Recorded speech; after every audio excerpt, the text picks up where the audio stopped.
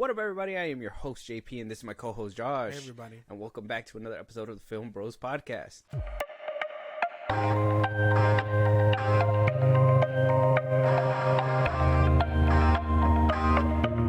I think it's only appropriate that we talk about this person before we start this this episode, or while we're starting this episode. I think this should be actually a first topic because I think it's something worth talking about, something worth knowing. And you know, she's all over the place ever since she came out of jail, prison, for doing something bad.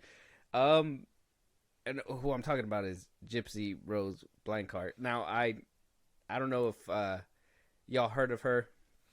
She's the girl that was basically being abused by her mother, making her seem like she has all these illnesses, but in reality, she was a fine, normal girl. Even to the point, her mother even made her think that she could not walk. There's a whole show, and Joey King plays her, and I think it's really well. It's on Hulu. It's called The Act. She's recently gotten out of jail. All right. She's everywhere now. She's literally everywhere. She's talking to everybody. I think they deported her from somewhere when she was about to meet Taylor Swift, and everybody was she wanted to go to a concert in Atlanta or Louisiana, someplace like that. Yeah. And they were just like, you cannot go there. And she was just like, well, damn. Pearl said that she couldn't go. Yeah. Well, I mean, she can't leave, man. But one thing that I felt we need to talk about is her choice in entertainment, because she is a known Star Wars fan. Okay. She said that, I think when she was still in jail when The Force Awakens came out, I think she was saying like she really wanted to see that one and, you know, catch up on Star Wars because she's a big Star Wars fan. Well, she was on a podcast. I don't know. Let me see if I can credit their name. I don't want to just. Nope, I don't. It doesn't say the name on it. But we're getting this from Barstool Sports. Shout out to them. She was on a podcast and she was basically asked, "What is the first piece of entertainment she consumed as soon as she got out of jail?" And I think it might surprise you what she says. Okay. And the first TV show I watched was Obi-Wan Kenobi because I'm a huge Star Wars fan. Are you? So, it came out last year, so I was like, oh my god, I'm dying to see this. That was a good series. So it was like the first thing I watched. Okay. She saw Obi-Wan Kenobi as her first media outside of prison? That's good or bad choice? First things first. I think that's a good choice. Star Wars media? That's the first thing you watch when you get out? Well, I mean, she has a lot to catch up on. Yeah. I think, and to be fair, if she went in, well, like after Revenge of the Sith, you'd want, I think, and if she wanted to see where that went, I don't see why not. That'd be the first place to go. Yeah. I mean, Ahsoka is a no-name. Boba Fett, you would know Boba Fett. But, I mean, you'd be like, well, he kind of washed away. You got Mando, but he's a new one too. Andor, another new one. Yeah. So she has a lot of media to consume, and if she went in when Anakin and Obi-Wan were a thing, I don't see why not. Yeah, she went to jail in 2016, so that was way after Revenge of the Sith. Oh, okay. So I mean, maybe I don't know. Maybe Obi-Wan is a good spot. I would have said maybe. I mean, if she was locked up in 2016, Rogue One. If you didn't get to see that before you went to jail, you probably should have watched Rogue One. She never got to see. I mean, she never got to see Force Awakens. That's what she said. She said that she wanted to go watch it because it came out in 2014. Yeah. She wanted to go watch it, but she couldn't because that was around the time where it was the worst of the worst times, and then she wound up going to jail. Okay. So, yeah. Yeah. Okay. I guess maybe that, or start with the sequels and then. I don't know. I would have chosen a movie though. Me too. I wouldn't have went for one of the Disney Plus shows. I don't think that's I mean, I wish she would have gave her thoughts on it, and we could have probably had that conversation too. But she just kind of was like, randomly chose Obi-Wan. Yeah. Honestly, it's not a big deal, but at the same time, I mean, yeah, there's a lot of. I would have chosen a movie. I would. Yeah, most definitely like a movie. I think. I have knowledge of where all these movies go, so I guess I can't put myself in the shoes of if I could watch a movie, but well, yeah, no, I mean, like if you just put yourself in the shoes of like if you missed one and heard about all these things, you'd want to start with The Force Awakens. Or I think you had a point with the Obi-Wan thing, where it's like, I mean, if you saw Hayden Christensen and you didn't really get to watch The Force Awakens, I guess. I mean, Hayden Christensen, Revenge of the Sith, you probably were like, if you didn't know, if you went to jail, you didn't know the sequels were a thing. You knew they were coming, but you didn't know, and you're that big enough a fan, then I think you'd want to see the sequels first. Yeah. I mean, I don't think she was like a super mega fan. I'm sure she liked the Star Wars, but I'm pretty sure her mom didn't let her do much. Yeah. And she was in jail. Yeah. So now that she's free, she's able to make adult choices. Let's make better choices, Gypsy. I'd say that. Like let's get Rogue One in there. Let's get The Last Jedi. Yeah, I said it. Andor would have been fire, but she would have seen Rogue One for Andor. Yeah. Or she could have watched Andor first. Oh yeah, it's technically a prequel. Yeah.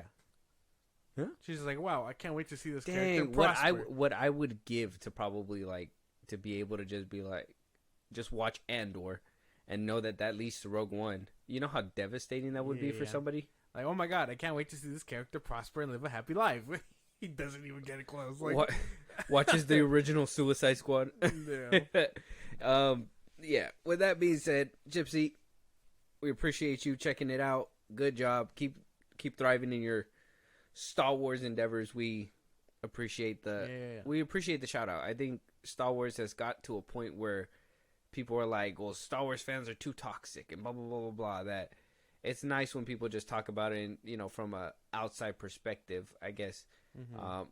Like, oh, I like this property because I grew up with it. It's not because I want to be a film snob or anything. I just like the lightsabers and I like the action and I would say acting or whatever general audiences like to look for. I'm sure it's lightsabers and fighting. I don't think they care about the lore or anything like that. So I'm trying to remember what I used to like before I started really getting into all these movies. I think it's always been lightsabers.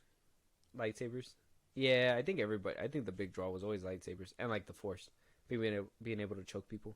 How many times have you walked down a hallway and you're just holding your arm up like... Yeah, that happens all the time. You just did it. Like, yeah.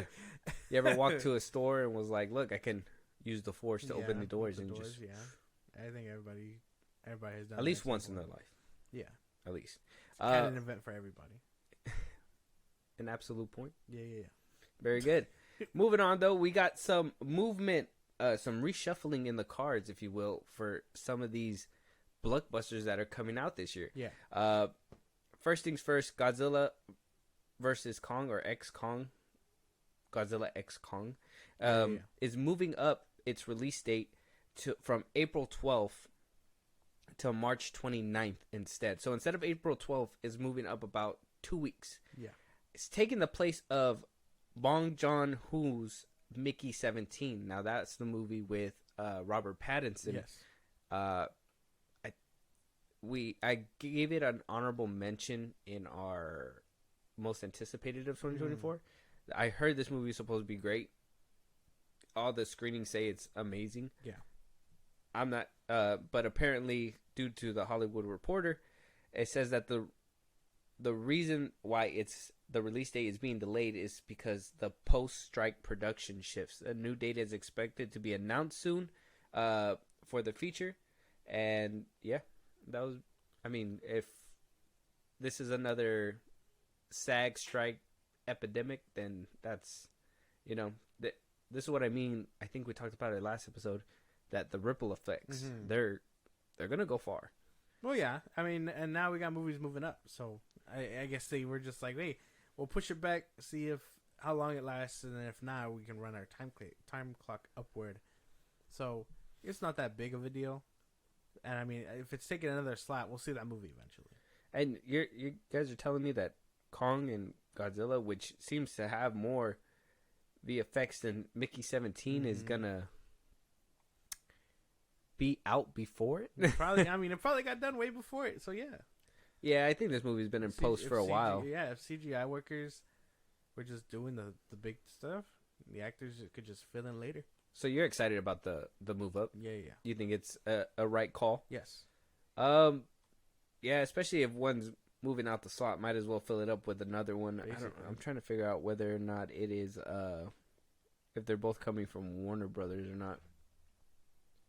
Mickey 17 is from Warner Brothers.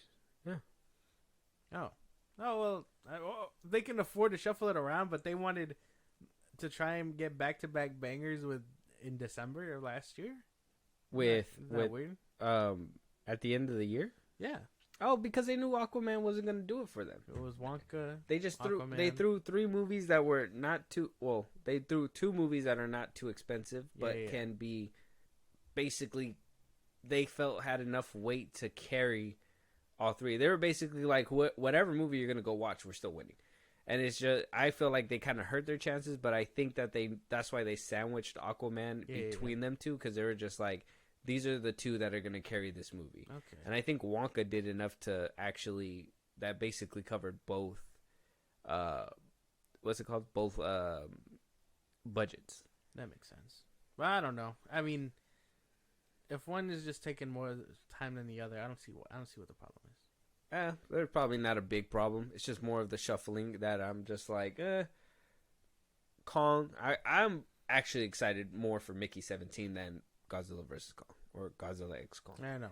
I want to see them fight at it, but the trailers haven't really been like, wow, come watch this at either. I mean, that ending where Godzilla's running and it doesn't carry that weight. And I think you really opened my eyes to it when you talked about it, but like you said, the scaling problem. Yeah, it's a scaling problem. And I'm just like, they don't seem as monumental as they used to. Like when you first saw Skull Island, you were like, wow, that's big monkey. Yeah. When you saw the first Godzilla, you were like, wow, big lizard. Yeah. Can't wait to see him on screen one of these times. And then, the rest is Can't history. wait till he's not covered up in smoke and being shot at by the fucking military. Yeah.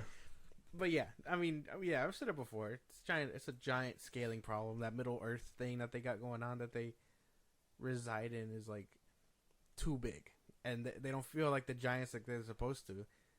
So maybe that's just another downfall to it. How the fuck is that in our core? I don't fucking know, dude. I don't know. They don't even try to make it make sense. Yeah. They're just like, they live down there. They're just like, wow, Kong can live here now, not Skull Island. I'm still baffled by how they did all this fucking wormholing and everything to get down there, and Godzilla just beamed a fucking hole into the dirt and was like, I'm there. Yeah, he was just like, I'm him. Yeah, you gotta jump through hoops, bro. I'm cutting straight in front of the line. Like, that was it. And the rest is... I think Kong versus Godzilla was still a good movie, though. Yeah, if you were there for the fighting. Not really the plot. But another release date that is moving up is Kingdom of the Planet of the Apes. Now, this is a movie that I was actually worried about because this is a movie that was stacked up on a busy Memorial Day weekend. Yeah. So, the new Planet of the Apes movie, Kingdom of the Planet of the Apes, is going to move from May 24th to May 10th. So, it's going to move up about a week forward. And it's going to be avoiding what is going to be a crowded weekend. It's going to be Furiosa, the Mad Max saga.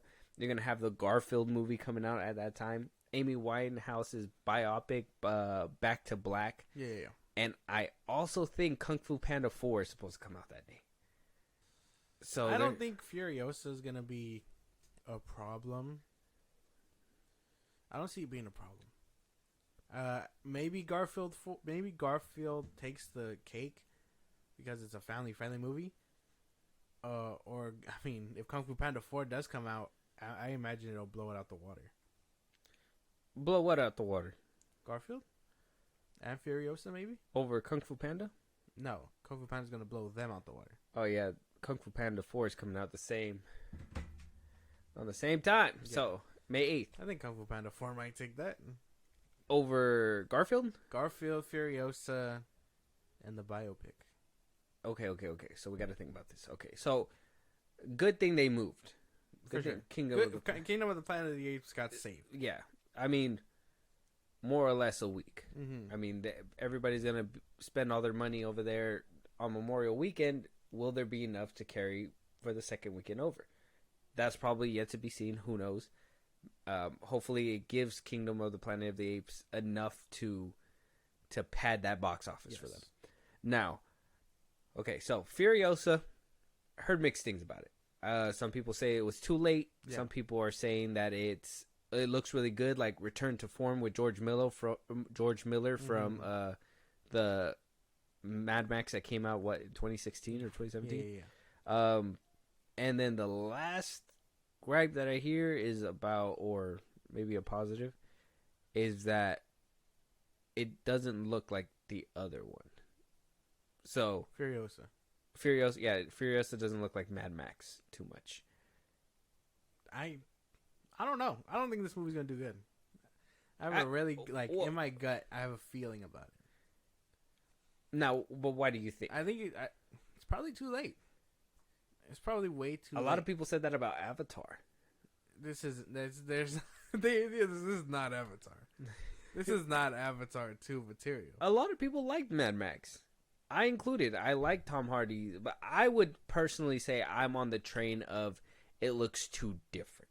That the CGI is not there. I mean, Charlize Theron, it was like a force as Furiosa. I like Anna Taylor-Joy, but can she deliver the Furiosa that Charlie did? You know, that's why a lot of people were gonna be like, we don't know this chick. We just know she's supposed to play the same one as from those movies. That's another thing. I actually think that she's on fire, and a lot of people actually know who she is. And I don't think they know her name, but I think if they see her face, they're like, that's her.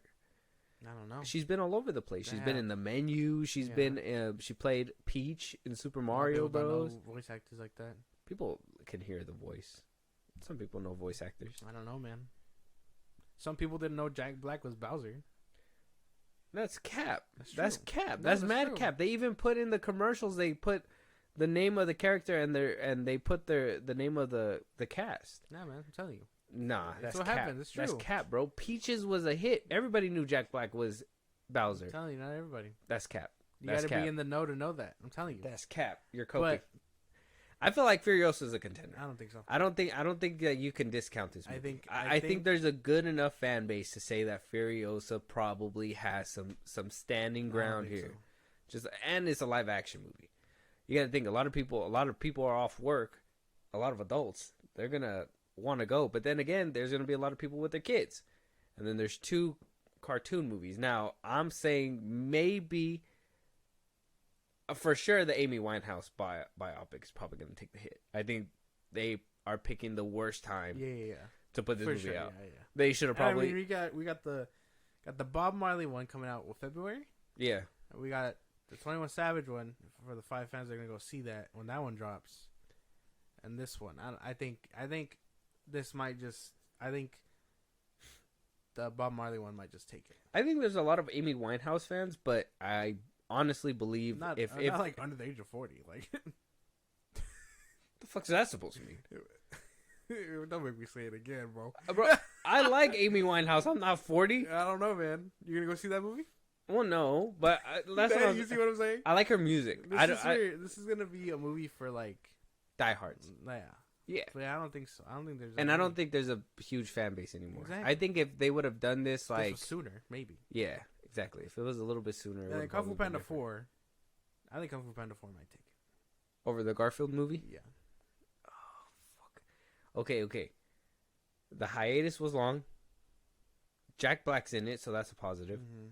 Garfield, on the other hand, Chris Pratt, Samuel L. Jackson. A lot of the people that are going to see Kung Fu Panda 4 are probably like my age. We can buy our own tickets to that. I think that's going to be filled up with a lot more people and fans like my age versus actual children. You know, you got the kids that know about it.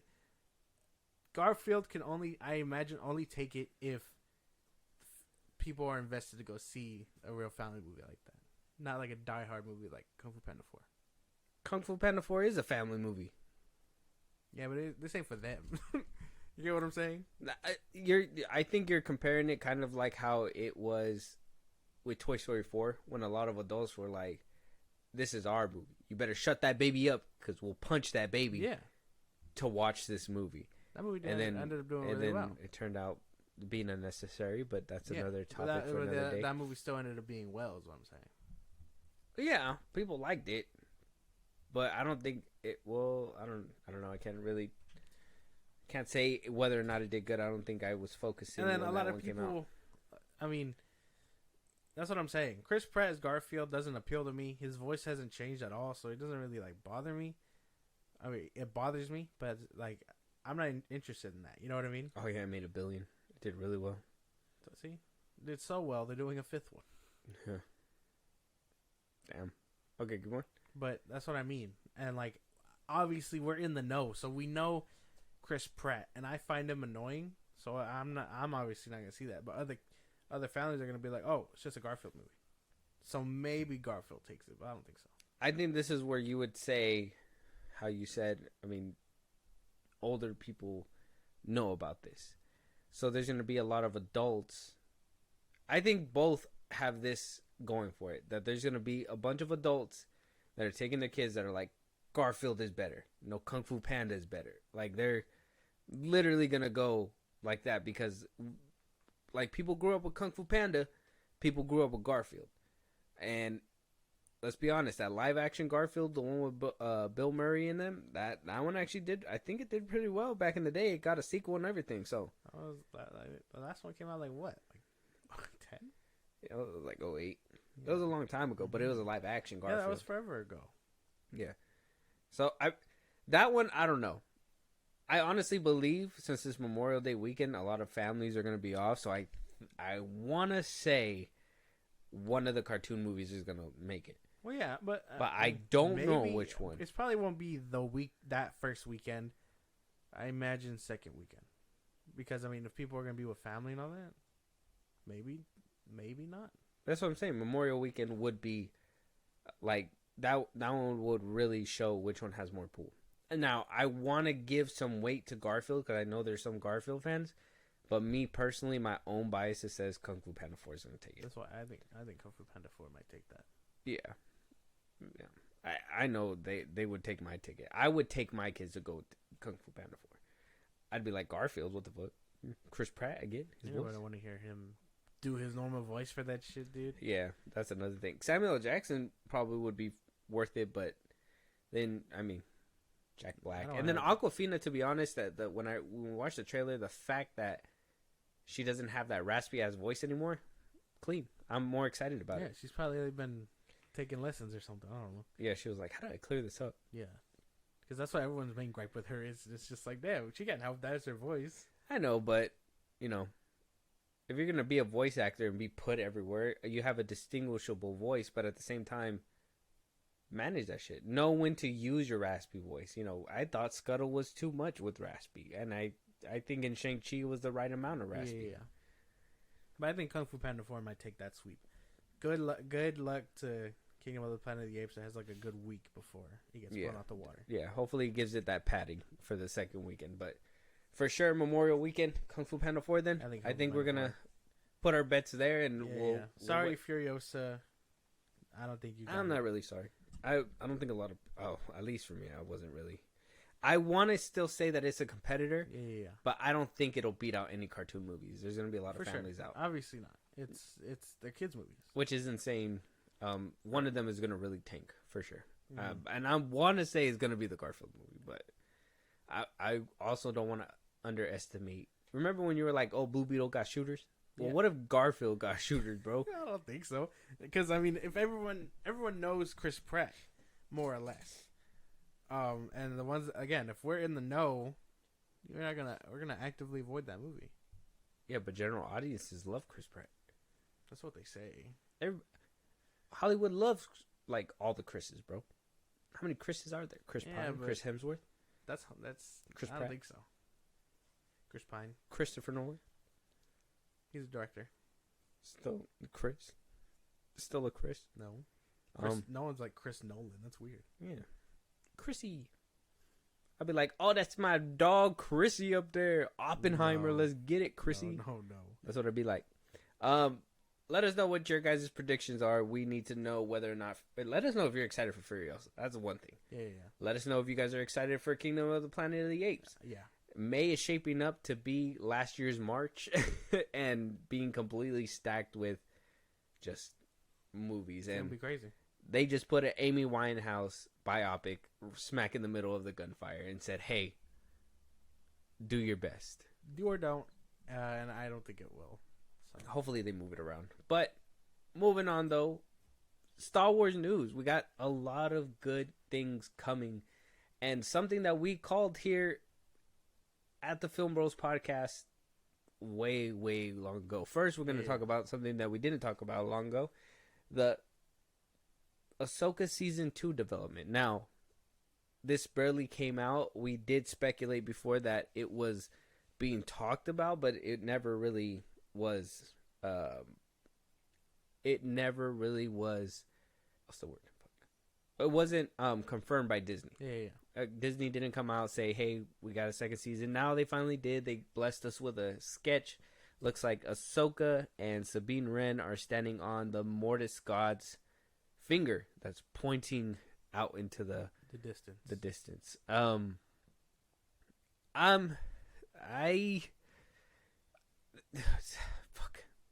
don't know how to feel about this one.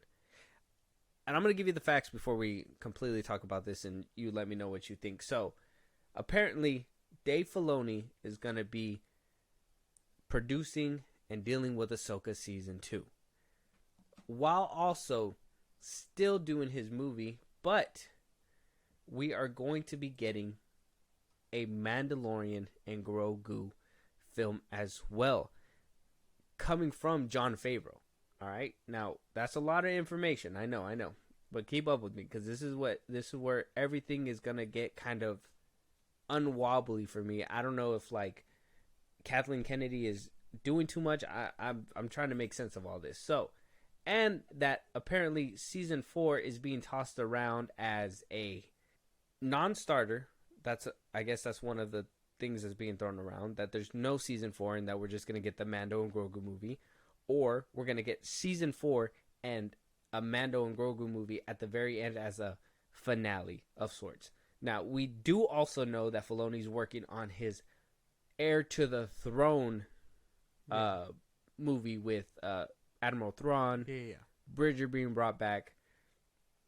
This is a lot that is happening. Now, apparently the SAG strike and putting Hollywood on pause really made Lucasfilm go back and change things up. Apparently there's scripts out there for The Mandalorian right now, but they took it back to rework it and make Jon Favreau's Mando and Grogu movie basically a priority. What do you make of all this? There's a lot of information, I know. Let's dig in. I think it's all smart. I think they're finally ready to start getting back to the big screen. We've kind of been saying that they should ditch the whole 5 episode thing or whatever and just make a movie. So maybe that's what they're doing. They can just cut the filler. Maybe avoid giving us a season 3. I wouldn't want a season 4. No, avoid giving us another season 3. Of what happened with Mando season 3. That's what I mean. And then, obviously, just like cut the filler and whatnot, but I don't want them to give us a season 4 and then a Grogu movie simply because I don't want season 4 to suffer or whatever, just so we can be like, oh, now we're at the good part, which is the movie. Yeah. I'd rather them or use all their ideas in the season and have nothing for the movie. Exactly. So I'd take either or. I'd prefer a movie just so they can wrap it up so much quicker with a bow and, the budget be there too. Same thing. Get Pedro Pascal in the fucking suit again. I'd prefer that. I mean, voice work. Doubt that he needs to do it. We also heard that apparently he dropped out of a movie to do Fantastic Four as well. That apparently it's it's rumored to be locked in, but it doesn't necessarily need to be there. Yeah. And as for Dave Filoni, he is taking a lot. Obviously, he has Ahsoka, and then I'm sure that's going to lead into Heir to the Throne, which is his movie. I'm excited for season 2. He's going to help Jon Favreau do this as well. And like he is now Kathleen Kennedy's lapdog. Yeah, he's her like right-hand man now. Mm-hmm. So, could be a lot. We don't know his experience, but I mean, he supposedly is George Lucas's protege. So, okay. We got your thoughts on it. I'm gonna start piece by piece. Ahsoka season 2. Not very excited. I wasn't. The first season really let me down. I want to say, the whole Sabine Wren was kind of like not even there for me at all. I was like, why are we doing this? The finale was a botched mess. It was just insane how they just left it that way. We don't know what they're gonna do with what's his name? Balin's character. We don't know what's gonna happen with Balin. It's season 2 just seems like a scary place to go explore at this point in time with the way that their shows have been turning out. Like we just talked about Obi-Wan Kenobi. That one wasn't really good. But then we got a good show like Andor, right? Mando season 3 wasn't that good. But we could say that Boba Fett wasn't even that good either. So it's very hard for me to want to root for a season 2 of Ahsoka. Now, you're right. I would want a movie. I think that is something that Star Wars desperately needs. I think that if they're going to really want to thrive on Disney Plus, they need to put something on the big screen that excites people and then be like, hey guys, this is very exciting. Do you want more? Mm-hmm. There's more on Disney Plus. Once you get that, that's why not a lot of people are keeping up with Mando or anything like that. It's just a Disney Plus TV show that, a lot of people say suck. Yeah. So why are we gonna get Disney Plus? Now, if there was something on there, it would at least persuaded them, if it was good enough, persuaded people to at least give it a try. Mm-hmm. I think Star Wars desperately needs a movie. I would rather it just be a movie. Let season 3 be the last season for Mando until we get to the movie. We already know they botched that shit when they decided to give Grogu back in the Boba Fett show. Basically made it Mando 2.0. Yeah. And Jon Favreau directed it 100%. I'm for it. He's a good director. He's a good writer. I think he's handled the first season of Mandalorian very well, and the second season. The third one, I don't know what happened. I can't say that one was too bad. But he's been around for a while, and Disney trusts him. I think he will do a good job with the movie. So, very much so. I think that should happen. Okay. I think we're on the same page, other than the Ahsoka stuff. I feel like we've always disagreed on that, though. Like, I'm excited for a second season. I just need to know who they're going to get to replace Balin. May he rest in peace. He died prematurely. I wish he could have seen how much the fans really responded to Balin. So, but whoever he gets has to be. Here's the best part of Ahsoka. He's not going to be there in season 2. He has to be able to be really good. Otherwise, that's going to be a whole mess in itself. But I'm excited for Ahsoka season 2. I don't know how a movie's going to do with him.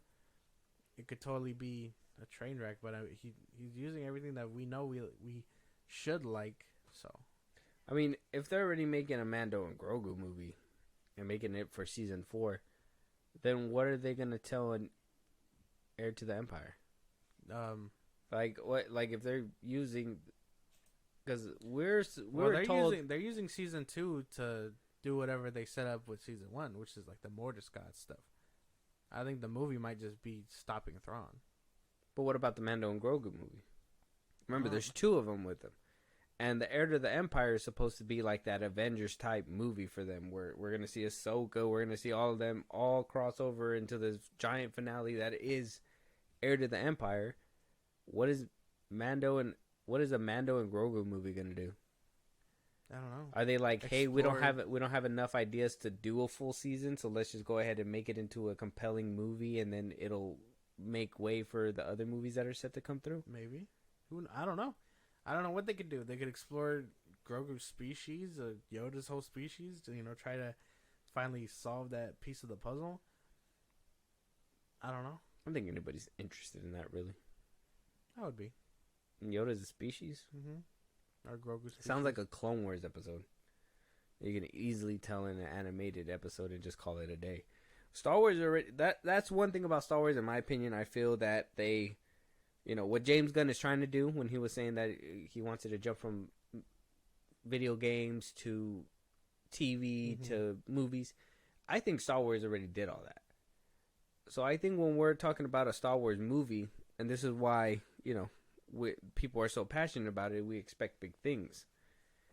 Big swings, if you will. Well, I don't know, because that's the thing about season 3. It did a lot very quickly.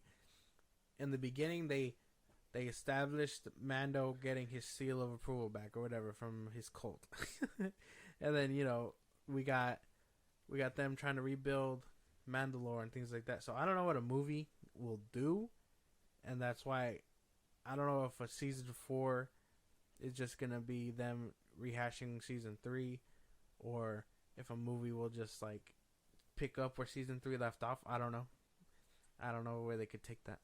Yeah, that's it's interesting. It's left a lot of questions, for sure. There's a lot of questions, big question marks out there, saying like, what can they even do with this character that they haven't done already? Basically. Exactly.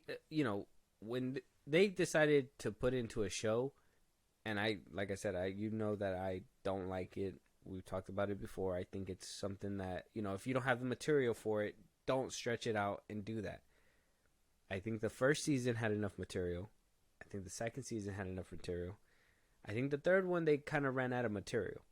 I think with this fourth one and them trying to turn it into a movie, it's a good thing for us because we're like, well, more budget, production is going to go up. We're getting a good director in Jon Favreau. It's going to be great. But then there's just, in my head, it's like, okay, well, you saw the decline. You saw the lack of storytelling that's being able to be told. So is this just a play to save that from happening? Don't give them filler episodes. They don't like that shit. So if we could tell this shit in a 2-hour movie, can we do it? Or a 1.5 hour, whatever. Yeah. And they were like, well, yeah, I think that's all the material we got. Who knows? I don't know what they could take. I don't know where Jon Favreau can take Mando. That's my thing. I mean, I'm sure Dave Filoni has ideas, and I mean, he's barely beginning to share those ideas with people, which is, Ahsoka, Season 2, and Heir to the Throne, but we can kind of get a sense of what Heir to the Throne is. I don't know what a Mando and Grogu movie, like, that doesn't sound very, like, appealing, you know what I mean? Like, they're going to have to workshop that name. Yeah, like, Mandalorian, the movie, that sounds ridiculous. Yeah, Mando and Grogu is not going to be I don't think that'll be a ticket seller. I don't think it'll be a ticket seller. I think they need to go with something that's going to hit a little bit harder. And then, who are they going to put in there? They used their big ideas in season 2 of Mando. Boba Fett can't be in there. And then you kind of made him a weenie at the end of it. So it's kind of like, what can you guys do? Where can you possibly take this? And if this is the last Hail Mary play for them to, make something happen, are we at the end of the ropes like people are with Marvel? I don't know. I mean, I sure would fucking hope not. I mean, they got movies cooking, obviously. It's all about Jon Favreau and where his ideas can go. Because I mean, I got some faith in Filoni too. In Filoni, especially since his ideas are so kind of fresh. I mean, but Favreau, a lot of his ideas have been just nostalgia and memorabilia from the Clone Wars. And I love the Clone Wars as much as the next guy. Okay? I fucking love that shit. Okay? That's my favorite era. Catch me on Battlefront 2, I'm always going to want to play a Clone Trooper. That shit is fun. It's cool. But I don't like it as a fucking method for Filoni to be like, look, guys, Anakin Skywalker, we have him in this show. Come watch our show. And then it's just a fucking cameo out of the blue that really didn't make too much sense. Like, it made sense, I guess, for the most part, but then you kind of pick it apart and you're just like, well, we could have had this done in a different way. I don't know. I mean, his ideas are still, I think they're still kind of fresh. Because, I mean, you still got Thrawn, and he's not from the Clone Wars either, so. No, he's from his Rebel show that Filoni made. And made him disappear. And now he was like, you guys remember that show? Well, not really. Didn't a lot of people say they didn't like it? They didn't like Inquisitors fucking flying with lightsabers? Something like that. But, I mean, Thrawn was in Legends, too, so. Yeah. And then a lot of people say that, Disney butchered those Legends. That's diving into the toxicity of Star Wars. Personally, that doesn't really bother me. I don't like Legends to begin with. They have fun concepts, but canon Star Wars taking it and just being like, hey man, we're just gonna tweak it a little bit to fit with canon. I don't have a problem with that either. The canon was right there. I think Filoni has enough ideas to pursue a movie, make it look good, fix the budget, and deliver something really good. Favreau, he's had the Mando show for 3 seasons. He fumbled the third, and now he's supposed to deliver a movie plus a season, or just a season, no movie, or movie no season. But I don't think he's gonna do both. No, safe bet would be a movie. And he's a great director. I'm not knocking him for Favreau. That's what I'm saying. Yeah, that's what I said. Get on the same page. Okay. He's a good director. It's just how much has he really thought about, story wise? Oh, he's been in the mix since the beginning. I mean, he helped out with the Mandalorian show. I mean, he knows where to go. I just think that, like I said, Filoni's cool. I don't have an issue with him. But I think we're getting to the point where we're understanding that his love for Star Wars comes from the prequel era, like everybody else. And as much as I love that about him, it's great. It's a great characteristic to have. But as somebody who is supposed to tell stories and not only have you remember those good times of the prequel, he needs to make stories that are going to continue to draw you in for the future and leave those prequels eventually behind. Why use them as training wheels when you could just do what you have to do? I don't know. That's just my thing. Like, he's cool. I think he's great. It's just, when he was giving us all that Clone Wars, he was really great. When he was giving us all those, like, flashbacks and, those little member berries, it was great in the beginning. Now it's like, is that all you know how to do? Is that all you're going to do for us? Like, at first it was cool. Fucking give it to us. Now it's like, well, do something else. I don't know. I don't know if that's all true, because people will still eat it up. So some people, yeah. People that can't let go of that era will suck that era dry, which, like I said, I love it as much as the next guy. It's fucking great. I love the prequel era. I grew up with that shit. When people ridiculed it and fucking made Hayden Christensen go in a hole and shit like that, like, I defended him. Now it's at the point where I remember how great it was, and I'm happy that Hayden Christensen is getting the limelight. I really thought it was great to bring him back in. When did they bring him back? They brought him back in the Obi-Wan Kenobi show. Yeah, it was great to bring him back there. Filoni was like, see, I was right. People do still want to see Anakin. We do. It was cool when you brought him back as Darth Vader. That's nice. But how many more times are we going to use him? I don't know. I can't answer that. That's what I'm saying. But let us know out there, guys. Tell us, are you excited for Ahsoka Season 2? Are you excited to see Jon Favreau helm a movie or pen out a TV show? And, obviously we're going to need more directors for that one. For sure. If it's a Season 4, let us know what kind of directors you want to see. Do you want to see Robert Rodriguez come back? Rick Fuyama do another episode. We hear that apparently he does a very good job. Mm-hmm. And yeah, let us know out there. Hit us up on Twitter, all those places. Y'all know the deal. Moving on though, we got we got casting. Casting is underway. We are moving forward with Season 2 of The Last of Us with Bella Ramsey as Elle. Yeah, Ellie.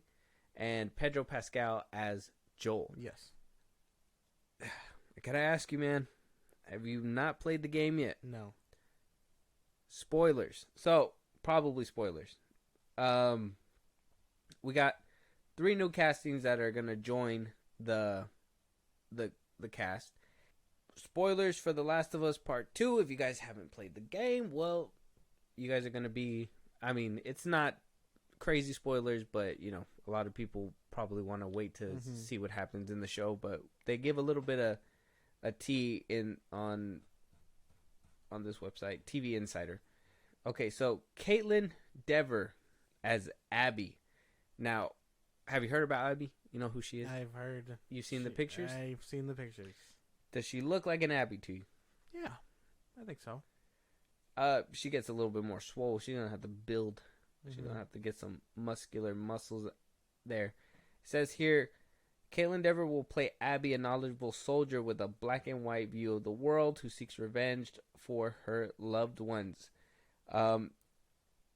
Mason and Druckmann released a statement saying our casting process for season 2 has been identical to season 1. We look for world-class actors who embody the souls of the characters in the source material. Nothing matters more than the talent, and we're thrilled to have an acclaimed performer like Caitlin join Pedro, Bella, and the rest of our family. Very good. Okay. And then we got young Mazzino as Jesse. Jesse will play the ex-boyfriend of Ellie's love interest. Okay. That is going to be him. And now, I don't know if you've seen Jesse in the game. No. Mm-mm. You gotta play the game, man. You gotta play the game. Jesse is, well, at least you get that little piece of tea. So when you walk into the show, you at least know what you're getting into. And last but not least, Isabella Merced as Dina, who is playing Ellie's love interest. So he is the ex-boyfriend of her chick in the show. Now, the other two, I haven't really seen too much of, but Isabella Merced is a hot ticket right now. Yeah. She's going to be playing Hot Girl in James Gunn's Superman Legacy, apparently. Mm-hmm. She got a few voice acting roles as of recently as well. I think this is shaping up to be a solid cast. I know a lot of people really didn't fuck with the first season. I know that the last episode of that season was kind of bad for me, but the rest of it was pretty good, so I'm kind of excited for season 2. I think HBO doesn't really miss with their shows too much, so. And I know the game gets brutal. Not unless you're Game of Thrones, but I don't see this as bad casting. I don't really know the characters like that, but from the pictures I have seen, they don't look too bad, like too off. So it could be good. Yeah, I think the only one that kind of threw me out of it was I think Caitlin Dever can actually be Abby. She just got to get a little bit more swollen. And Isabella Merced, well, as Dina, she was more of a, I thought she was more Indian, mm-hmm. and she seems more Latina. Yeah. So I'm more like, that was just more my nitpick with it. My thing is, all these people look way older than Bella Ramsey. You know what I mean? Yeah. So like, and she still looks like a kid. I thought they would at least wait for like a time skip or something, but like they're just gonna roll with her. She doesn't look that old. Well, technically speaking, there's supposed to be a time jump between the first and second game, so there should be a time jump here. If they're staying true to the game, yeah. If not, and there isn't a time jump, then they're going a completely different route. That's not even the game route, anyways. So that's a good eye right there. That's different. So there is supposed to be a time skip. I mean, the last time we seen these people was when, back in 2021 when it came out. Yeah. By the time it comes out, it's gonna come out in 2025. So they should start rolling by this year. It's been like, it would be like about 3 years, 2 years. I think last time I saw Bella Ramsey, she still looked the same way, young, like the same way. So I think that's as old. I think that's as grown as she's getting. Isn't she in her 20s already? I think so. Yeah.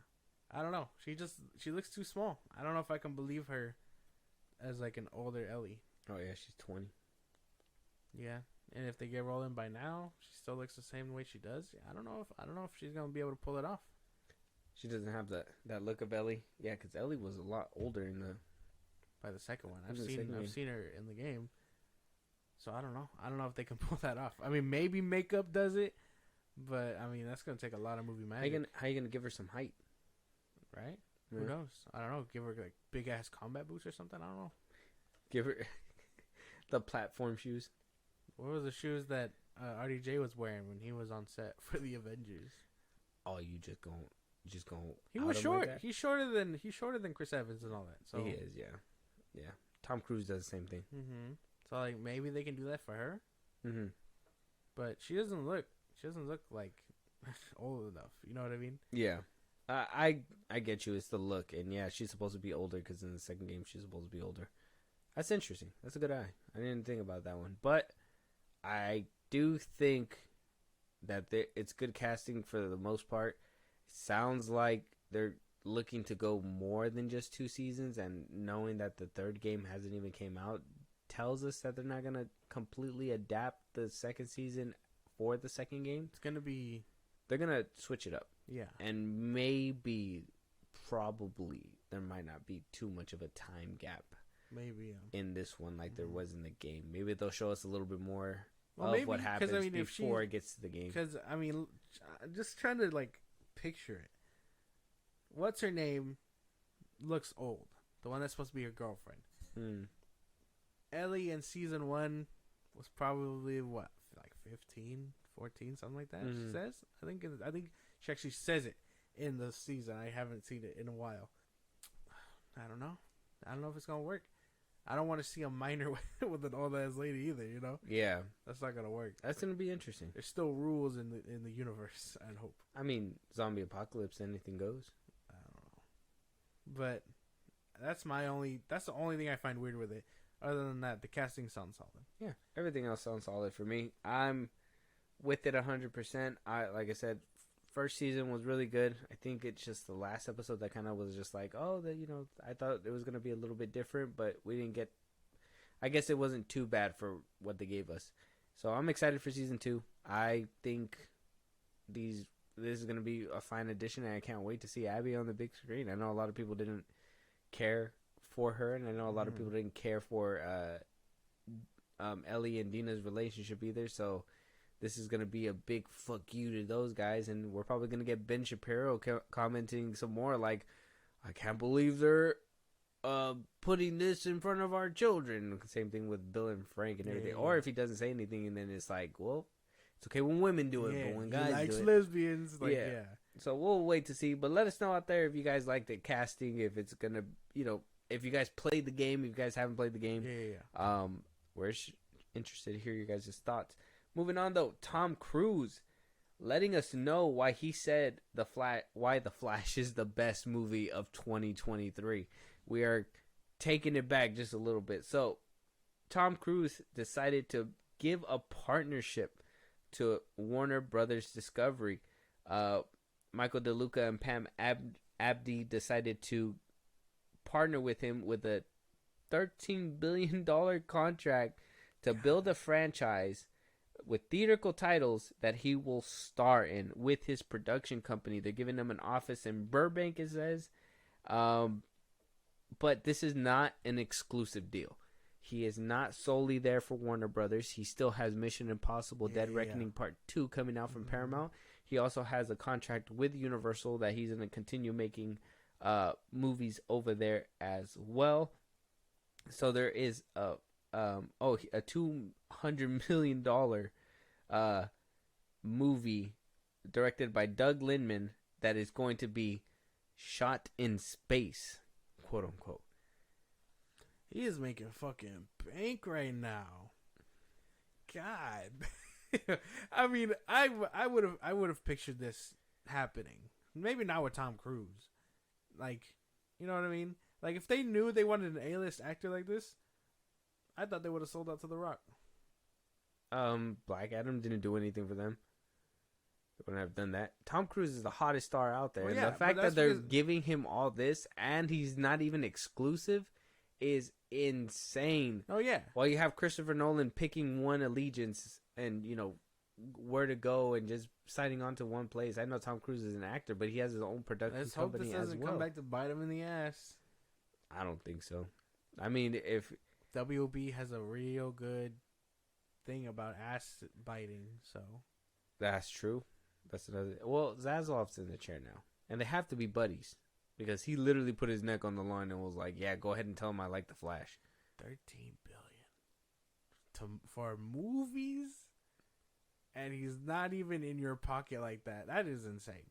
That is like pimping him out. Yeah. Shit, that is insane. That's Tom Cruise. That boy came in and was like, "Look, man, look at the movies I make.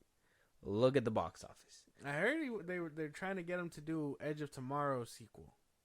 Yeah, that's probably gonna be the franchise they're probably gonna do because that was the last movie he did, and I think that was back in 2018. That was the last one he did for WB. Oh, that was in 2014. Yeah. Are people gonna care about that franchise? I I mean, think- obviously not like the way they care about like. I think it Mission was a Impossible. sleeper hit. I think what really confused it was the different title changes because it went from Edge of Tomorrow, and then I think the posters was like Live, Die, Repeat, and like bold letters, and it didn't even say Edge of Tomorrow, so people got confused and they were like, "Well, What the fuck that's is not it the called? movie." Yeah. So I think that was a confusion thing, which is weird. But I think Tom Cruise is a box office draw regardless. Now, we did see the box office with Mission Impossible 8 only coming in at like 500 million, which is a big oof for the Mission Impossible He didn't franchise. get IMAX, man. It's not fair. We were coming out of COVID. Mission Impossible 8? No, that was the SAG strike. What are you talking about? Oh. Yeah. He didn't have IMAX. It's not the same. He didn't have IMAX. He couldn't promote. I'm trying to save his ass. And then he's also still apparently penning a script for Top Gun 3. Yeah. So we're going to be getting a Top Gun 3 from Paramount as well. He doesn't care. He's competing with himself. He's like, hey, man, the box is going to come to me regardless. That box office is coming to me regardless. It doesn't matter where I go here. If I jump out here, I'm going to shoot a movie in space. $200 million, I'm going up there. He just loves movies. Damn. Well, get in the stuff while you can. The last true movie star. Yeah, he's like a very successful like Nicolas Cage, where he's just gonna be everywhere, but in box offices and not straight to streaming movies. Yeah, he's doing good out there, and Damn, Warner Brothers bro. picking it up. That is a But big ass win. this has to we talked about last year. Check out our old episodes. We talked about this a lot.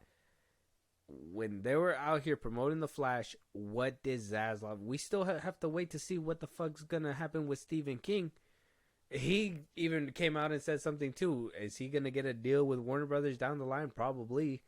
I think we're gonna see a pattern, and if we start checking off the boxes and say, "Hey, Zaslav is giving everybody who said The Flash was good something," hey man. Where the fuck did he pull $13 billion out of, man? Well, apparently Warner Brothers made a big turnaround. They're no longer in major debt like that. I guess scrapping and tax write-offs and everything, they were in like That's insane. preservation mode, and it actually worked out. That is insane to think about. That is insane. No Batgirl, no nothing. No Batgirl. So maybe, and this is what a lot of people are speculating, that Zaslav's trimming the fat, making Warner Brothers lucrative again, basically getting its bread up and fattening it up to basically sell it to NBC Universal one day. And I could see that happening, but damn. I don't know. I think there was reports saying too that he was talking to Paramount as well to like merge. I think it was like a month ago. Yeah, to merge all three, and if they merge all three and then sell to Universal, there, like, you know how many monopolizing the market? That'd be insane, dude. And it's gonna be okay. They're gonna allow him to do it. You're gonna get Dominic Toretto and Batman in the same movie. Maybe we could get like Warner Brothers owns Cartoon Network. If they get Paramount, they own Nickelodeon. Fucking Ben 10 and SpongeBob crossover. Come on. What's that? The fish one is gonna eat SpongeBob. It's gonna be cool. Oh, Ripjaws. Yeah, Ripjaws. I don't know. This sounds insane though. $13 billion for Tom Cruise. It's fucking huge. And he's not even exclusive. He ain't even giving Warner Brothers exclusive like D, bro. He's out there still whoring the streets, bro. He's still out there. They probably keep the bed warm, honey. I'm going to Paramount for a little bit. Yeah, I mean, if he's still doing like Top Gun and everything else, he probably has no room for that. So he's just like, the best you're gonna get me is here, but I still got to do other stuff. I'm obligated elsewhere. That is insane. Tom Cruise is winning. I can't even like. I'm still like baffled that nobody called him out for, saying that The Flash is good and then completely getting a deal with Warner Brothers. Like this should be told a little bit more, because this is what like we mean by you gotta watch them, bro. Like they're not gonna just endorse something for nothing. Mm-hmm. They're not gonna just be like, yeah. Kind of like what Zack Snyder did with Blue Beetle. He didn't do that for nothing. He did that so he can get his fucking event, his fucking Snyder trilogy thing that he did over there in IMAX that we couldn't get tickets to because you guys are greedy fucks. Yeah. Couldn't even let me. 15 seconds, bro. In 15 seconds, sold out. Yeah. Gotta be quicker than that, apparently. It's insane. Let us know what you guys think out there. What he could be cooking up. What kind of movie we might see out of Warner Brothers. Is Edge of Tomorrow going to be that franchise for him that he's coming back to? I know Emily Blunt said that she was down to come back whenever he's ready to do that. It seems like a good deal. Let us know down in the comments. Come on now. Yeah. Moving on, though. So we got 3 front runners from your boy James Gunn as the role of Supergirl. Now, we heard that a movie's supposed to happen. Supergirl, Woman of Tomorrow. That movie's off in the distance.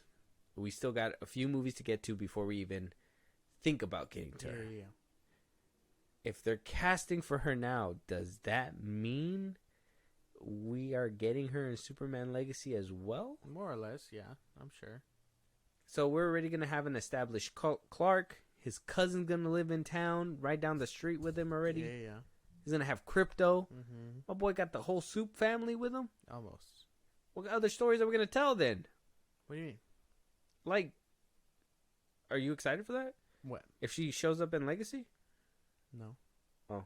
No. Why would I be excited for that? Well, why wouldn't you be excited for that? Why do I gotta look forward to another Supergirl?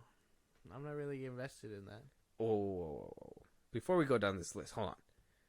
Are you holding a grudge because of Sasha Calle? Don't do this. Don't do this. She sucked. She wasn't good. She could have been good. You don't know. She wasn't. In someone else's hands. What did you say the other day? What did you say the other day to me? You had told me, you said, and I quote, you said, the name's on it, so that's her product. That's their product. Her face is on it. She said, yeah, this is the move. This is what Superman or Supergirl would do. Fucking headbutt. She's an actress. The Flash was butchered to hell. What's his name? The fucking director for The Flash. Andy Muschietti. I can blame him. She's an actress. He leads her. Yeah.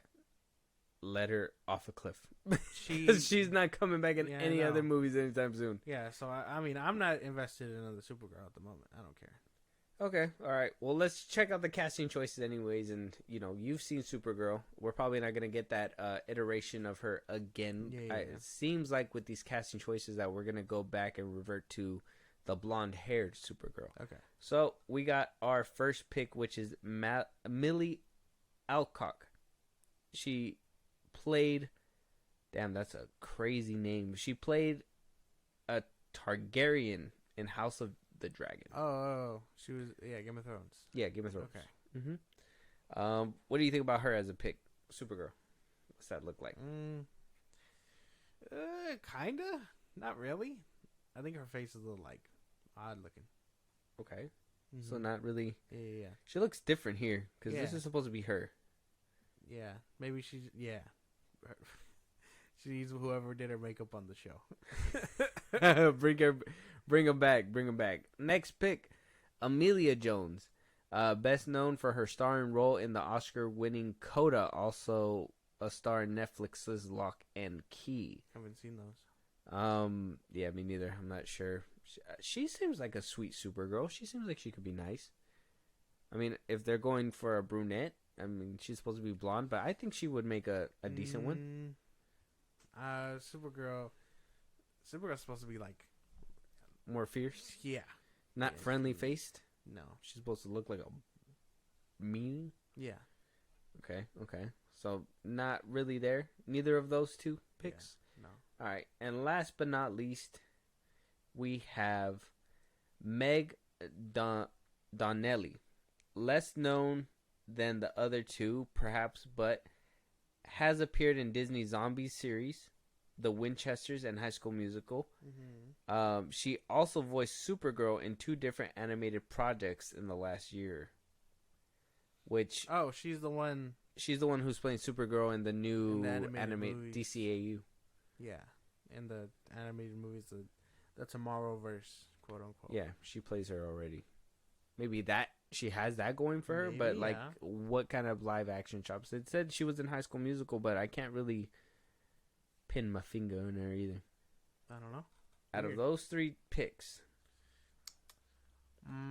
if you had to pick, who would you pick? Had to pick, I'd go with Amelia Jones. I think the first one. I know you said that she's supposed to look fierce, but I think she could probably look fierce if she wanted to. I don't think so.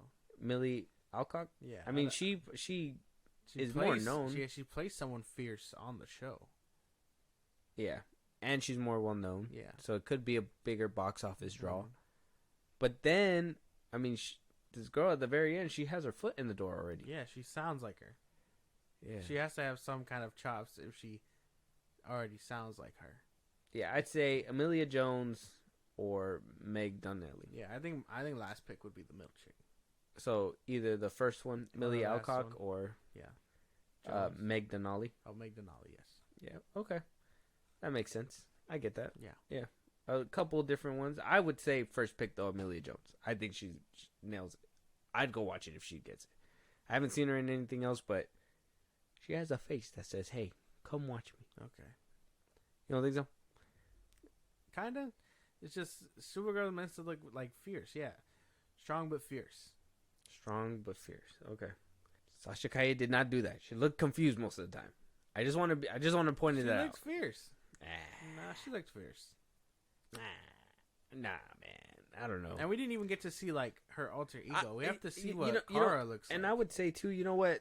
Maybe we can give her the benefit of the doubt and say that the movie was butchered, because we heard in the beginning that she had like a big role. Yeah. And then by the end of the movie that she was supposed to stay within the universe, but then, you know, by the end of everything that happened, James Gunn's announcement, hey, we got to start closing up the DCEU, things got shuffled up and changed. So maybe there was a good performance underneath all that. That doesn't matter. James Gunn's racist? That's a bold statement, and I don't know. Josh's views do not reflect those here at the Film Bros podcast, but I'm joking. I don't think it's probably not racist. He didn't make like a small Asian stereotype or nothing like that. That's not him. No. Are you talking about Judo Master? I am.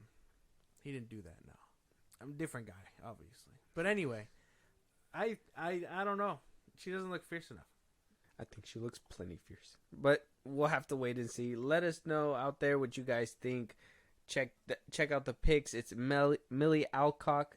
She was in House of the Dragon, Game of Thrones. Amelia Jones. She's on Coda and Netflix's Lock and Key. And Meg Donnelly. Apparently, she played in High School Musical, and she plays Supergirl right now. So go check out the DCEAU movies. Yeah. Let us know out there what your pick is, and we'll see which one pans out. Yeah. You know, one has the foot in the door already, so we might be able to kind of narrow it down. And if I would say Alcock, well, I mean, if she's more known, she's probably gonna ask for a bigger bag. Yeah. Will James Gunn be willing to shell out that dough to be like, hey, can we just lock her down here? I mean, she's in house, right? Moving on though. We're going down to some bummers. Jonathan Majors. Some really, really big downers. So, apparently Magazine Dreams is a movie that it's already shot. It's filmed. Yeah. Apparently it got good reviews. But apparently when he got hit with his... what do we call it? Allegations. Or actually, they're not allegations at the time, anymore. they were allegations. When he got hit with his allegations at the time, Disney dropped that movie like a hot potato. They said, "Wait, we don't want it. Kick it down to somebody else," and they kicked it down to Searchlight, which is the secondary to 20th Century Fox. Yeah, it's basically the lesser known brand, but Searchlight is still out there nonetheless, and they were willing to release this movie under them. But now, with the guilty verdict and no longer allegations, but an actual verdict came through, apparently they're holding on to it to see what the outcome comes out to by February 6th, when punishment or whatever, his sentencing. Yeah. When that comes out, then they're going to decide what they're going to do with the film. Damn. But apparently, according to the Hollywood Reporter, that it's very unlikely to ever see the light of day. That's...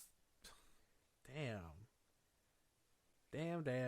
And if I want to add salt to the wound, just a little bit, he is also being dropped from the Dennis Rodman movie that he was set to play in. Now, he was set to play the actual Dennis Rodman in this film. It was supposed to be his biopic, and it's not going to happen anymore. He is now dropped from that movie as well, which is insane that it took this long. They were just like, yeah, you know what, buddy? We're not going to do with you either. That sucks. I mean, there's not much to it. He is currently paying the piper, so it is what it is. I mean, I got nothing else. I got nothing to say really, only because he's guilty. He's losing out on stuff because he's guilty. Oh, damn, he's guilty. So I mean, there's not much. You know what I mean? Like, I can't even be like, no, don't take it from him. Like, you know, yeah. It's just like he's getting kind of what he deserves. So. Yes, because of the way he handled the situation, right? He got his phone snatched. He should have completely just said, hey, keep the phone, I'm rich. Hey, just get this white lady out of my car because she's dangerous. And he didn't do that. That wasn't the case that he decided to do. I wonder what light enough sentence will he need for them to release that movie? Like parole? Like no prison time, just parole? And this is why we had talked about that we needed to see what that interview did for him. Because Disney basically, in my opinion, set him up. They put him on their network, ABC, and was like, hey, we're going to get the first exclusive interview with this guy. Yeah. I think it was a test to see how much people rode for him. And Josh, you saying that you're a big fan, I think you let him down.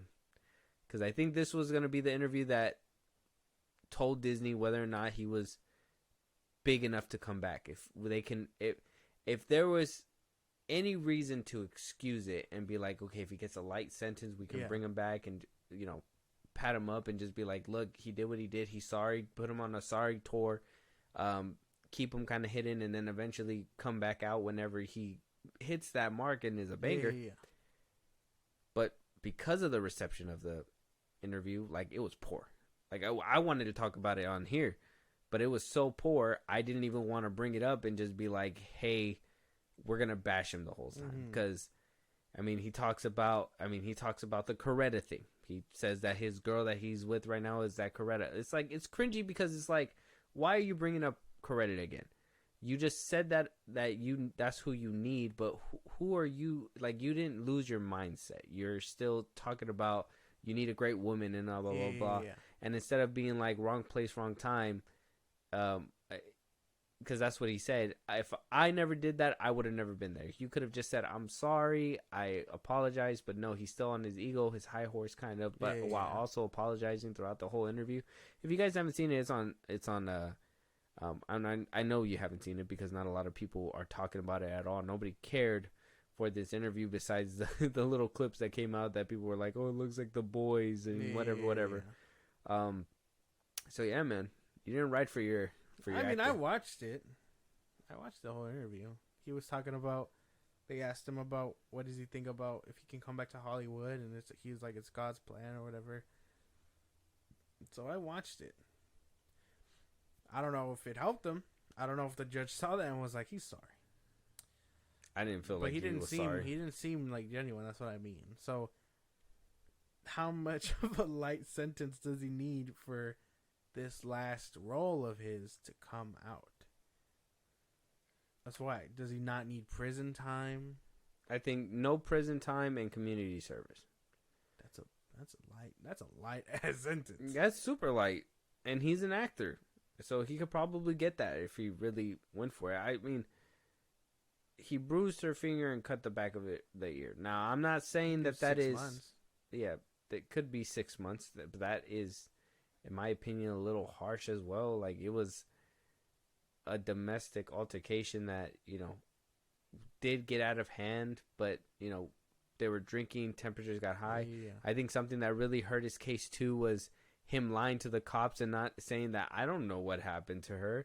And then his hilariously fucking bad defense lawyer, Chidari, over there, fucking giving out these text messages that basically say, babe, my head hurts, I need to go to the hospital. And then he comes out and is like, in the messages, don't go to the hospital, you're gonna make us look bad. Whoa! Take some ibuprofen, dog. Wait one more night. He sounded so bad. It sounded bad. Indefensible. For sure. Like, better call Salka to save his ass. There's no way. So, I don't know. I don't know what it would take to see this last role of his. And if Searchlight really is just like, we're not putting it out regardless of the sentence, then that's totally up to them. But damn, such a fall, such a fall from grace. That's a fumble, bro. Mean fumble. He was on top of the world. It's like he was running for that touchdown. He hit the 10, and then the 5, and he tripped on his laces and lost contact of the ball. No, he didn't trip on laces. Oh my God! Some white lady tackled the shit out of him. Right before he was about to get it, tackled the shit out of him. He was there. So insane. He was riding high. There was, a lot of the clips, and they even played in the ABC clip too, when you hear and they introduce him and they're like, oh, Jonathan Majors from getting arrested and blah, blah, they bring up that clip where he's like, they say, oh, he was on the rise, and then they play that little clip from Creed 3 where it's like, I'm not here for that. I'm here for everything or whatever. I'm like, man, it makes me believe. This is why I told you when those messages came out, when that audio came out, I was like, how much was he really acting in Creed 3? Or was he really like that? I feel like that was him. He's like, I'm here.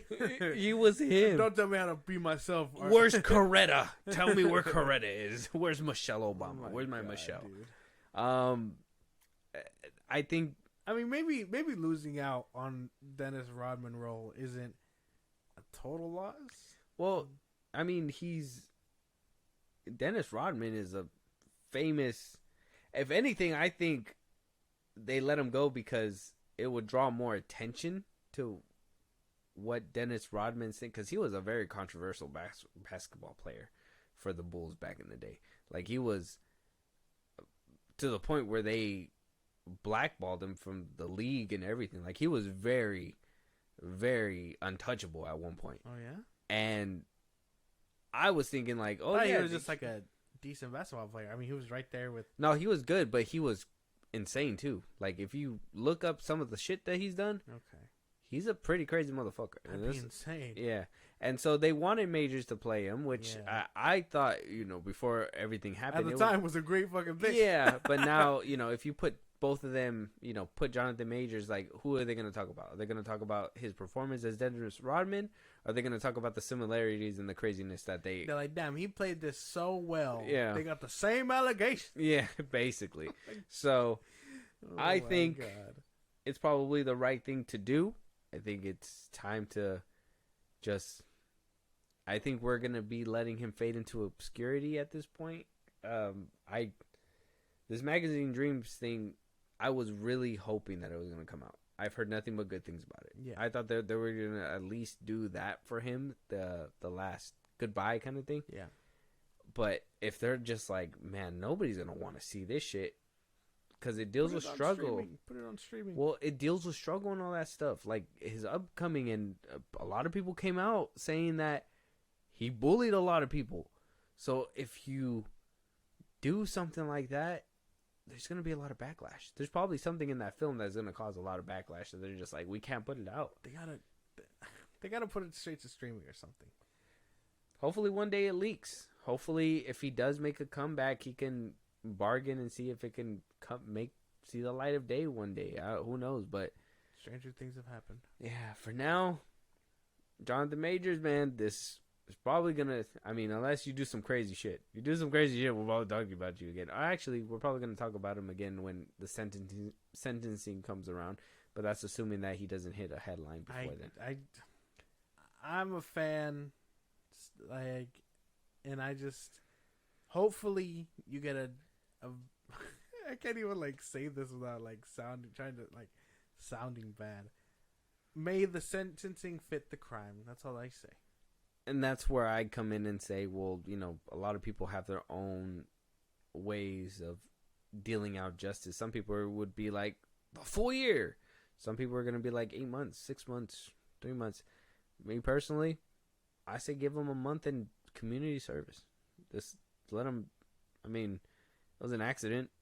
I mean, I know that he did. Maybe 4 months, maybe 4 for that hospital thing where he told her 6, because he told her to just suck it up. He was like, suck it up. I think the harshest a year, the lightest no jail time, and like I think perfect like response. 6 months in prison and then probation or whatever after the fact. Yeah. And I mean, with good behavior, he'll be out in like 3 months probably. So yeah, make sure you guys hit the notification. Make sure you guys keep up with us. We're gonna stay up to date. Yeah, we're gonna talk about his sentencing when that happens. See if Magazine Dreams ever sees the light of day. Yeah. Doesn't seem like it's likely. He's losing his roles. He lost his PR team. He's lost everything. So it's getting to the point where this is another goodbye. Yeah. Sucks to have to leave him in 2023 with Quantumania. Moving on, though, we got one last stop. We got the Abigail trailer. We are going to see Melissa Barrera in this film. Okay. We all know her from the Scream franchise. She's no longer a part of that because of her comments that she decided to put online. Dan Stevenson's. He was in Legion. Catherine Newton, we talked about her before. She's coming out in that Lisa Frankenstein trailer we reacted to. Mm-hmm. She also was in Quantumania. William Collette, he was in Black Lightning and True Story. Kevin Durand is going to be in this movie as well. He was in Resident Evil Retribution and X-Men Origins Wolverine. Okay. And the late Angus Cloud will be in this movie as well. He was in Euphoria. We're going to be seeing a good cast here. Have you heard about this movie at all? I want to say yeah. I'm not too sure. I don't think so. The synopsis says, children can be such monsters after a group of would-be criminals kidnapped a 12-year-old ballerina daughter of a powerful underworld figure. All they have to do is collect a $50 million ransom to watch the girl overnight in an isolated mansion. The captors start to dwindle one by one, and they discover to their morning horror that they're locked inside with no normal little girl. No fuck. Yeah. Let's get into this trailer. Let's see. Yeah. You all came highly recommended. You know the rules. No real names, no backstories, no cell phones. So whose kid is she? A very wealthy man who's about to be $50 million poorer. I'm here to make sure you're safe. What's your name? Mine's Abigail. You can call me Joey. Do you have any kids? I have a little boy. See you in 24 hours. Do you know what a pinky promise is? If you behave and do as we say, I pinky promise you, it'll all be over soon. Joey? Yeah. I'm sorry about what's gonna happen to you. It's kind of funny. It looks fun. Yeah. It looks like Renfield. I think Universal is cool for putting out these movies. It's interesting that they're taking these chances on these like movies that I don't think Warner Brothers would ever allow, or Paramount or anything. The kind of movies that Netflix would usually pick up. Yeah, and they're just like boosting them with budget. Yeah, budget and actors and everything. Yeah. Like it's just I don't know tells with budget, but yeah, yeah. And Studio stuff. Like yeah, so it's cool that they're taking a chance with that stuff. I can't really knock that. That's cool. Looks good. Directors of Ready or Not. Come on, dog. That's clean. That movie's fire. What's the director's name, anyways? Damn, man, it's good to see Angus Cloud, like the kind of career he would have had if he didn't go. May he rest in peace. I know that's. I thought his last role was the one with the lottery ticket. Yeah, the lottery ticket, but apparently he had another one in the chamber. That's good. Carl Giaspacito in this movie was a little bit of a what the fuck? Too, yeah. Looks good though. Can't even be mad at it. It looks like a good little flick. Yeah, like I said, another movie that I don't believe would crack top 10, but for sure looks fun, and I would be down to watch this. And Catherine Newton being in this one as well. I mean, she having some kind of supremacy? What's going on here? Maybe. Could be possible. Especially if she keeps starring in like small things like this where they're just fun and can make a quick buck. Yeah. You think we'll see her again as what's her name in Quantumania? Probably not. You don't. I think she's probably come a long way. You don't think she's gonna be part of the Young Avengers? No, I think they might recast her. Depending on how big she gets, I think they might recast her. Oh, okay. So you don't think she'll be around for too long? No. Damn, they're gonna recast that Cassie? girl 4 times. Cassie 4 times, yeah. Damn. I don't know what happened. I thought she did fine. The chick from Infinity War. Endgame, yeah. Endgame. Yeah, I thought so too. That's why I thought it was weird. Maybe because Catherine Newton was like a bigger draw. I mean, you could see that she's coming out in a lot more movies. Yeah. I don't know. That's why it kind of leads me to believe that they're not going to entirely get rid of her.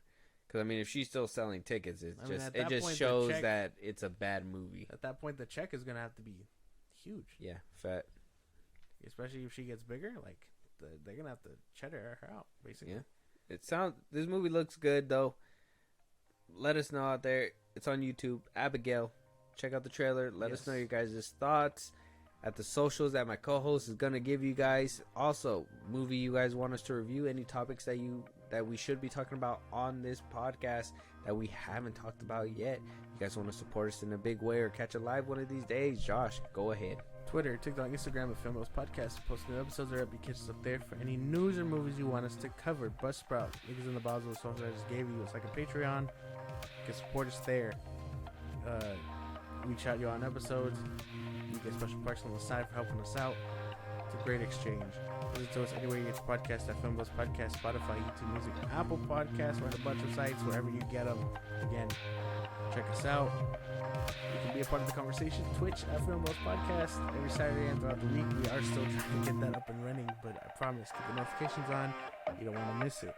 And then subscribe to our YouTube at FilmBros Podcast. And with that being said, we will talk to you guys in the next one. Talk to you guys later.